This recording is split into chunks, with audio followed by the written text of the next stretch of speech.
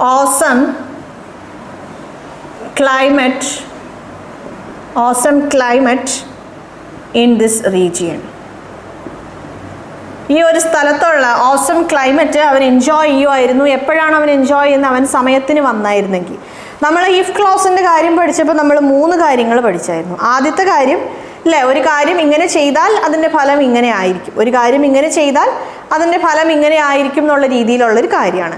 രണ്ടാമത്തെ കാര്യം ഒരു കാര്യം കംപ്ലീറ്റ്ലി പ്യോർലി ഇമാജിനേഷൻ ആണ്. നമ്മൾ ഇമാജിനേഷനിൽ പറയുമ്പോൾ അത് ട്രൂ ആയി നടക്കാൻ സാധ്യതയുള്ള കാര്യമാണ്. പക്ഷെ റിയാലിറ്റിയിൽ അങ്ങനെ ഒരു സംഭവം, if I were rich I would help you. ഞാൻ റിച്ച് ആണെങ്കിൽ ഞാൻ നിന്നെ സഹായിക്കും. എന്താണ് അതിൻ്റെ മീനിങ്? ഞാൻ റിച്ച് അല്ല, സോ അതുകൊണ്ട് എനിക്ക് നിന്നെ സഹായിക്കാൻ പറ്റില്ല. പക്ഷെ ഞാൻ റിച്ച് ആയിരുന്നെങ്കിൽ നിന്നെ ഉറപ്പായിട്ടും സഹായിച്ചേനെ. അത് ഇമാജിനേഷൻ ആണ്, റിയൽ അല്ല. പക്ഷെ